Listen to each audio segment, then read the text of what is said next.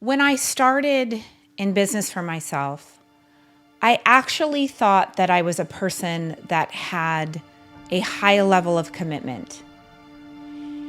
I really believed this about myself. I went to school, I finished school, I felt like I did things that I said I was going to do. But it wasn't until I became an entrepreneur when I really realized that I had a problem with commitment. And it wasn't that I had physically quit things.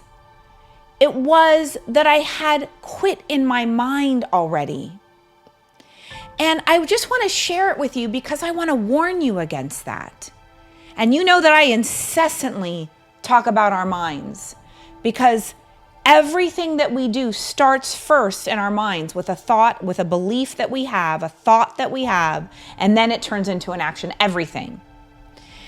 And the reason why this is important is because I was working in my business, learning my business, had already made a decision to quit my job as a nurse and build a business for myself.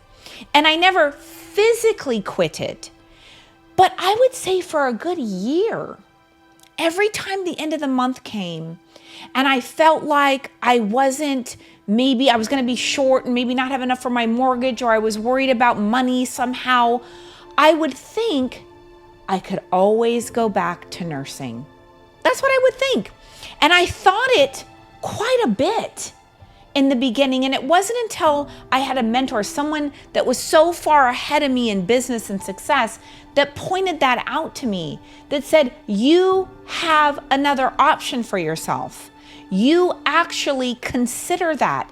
And every time you consider that, you're putting a brake on your business. You are slowing it down because you think you have this other option. And I never had thought about it that way. But what I realized is that's what I was doing. Because the difference between winning and losing is the level of commitment. The person with a higher level of commitment is the person that's going to win. The person that has a higher level of commitment every day is going to win that day. I wanted to share that with you because I don't want you to waste a minute not being committed, or thinking that you're committed but not really being committed. This week is about commitment. It is about commitment to you winning for your family. It's about commitment for you winning for yourself. Because the cost of not being fully committed is too great. Take this day and really figure out what are the important things of your life, right? For me, it's my relationship with God. It's my relationship with my husband. It's my relationship with my children. It's my business. It's the people that I work with and my commitment to them.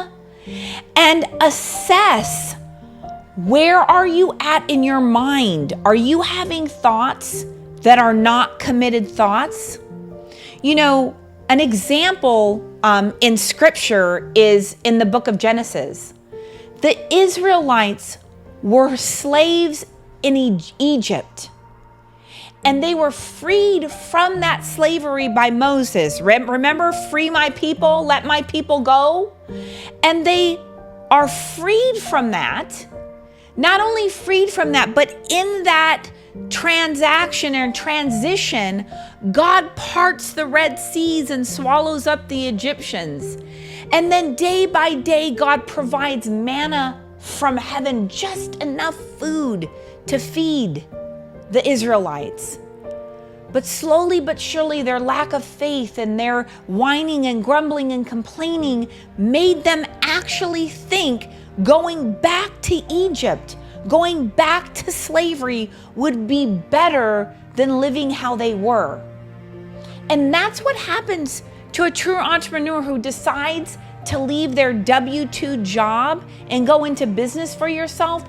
You have those moments where you actually think going back to your job is what you should do because you're only getting manna. You're getting just enough. You're making it, but it's not flourishing yet.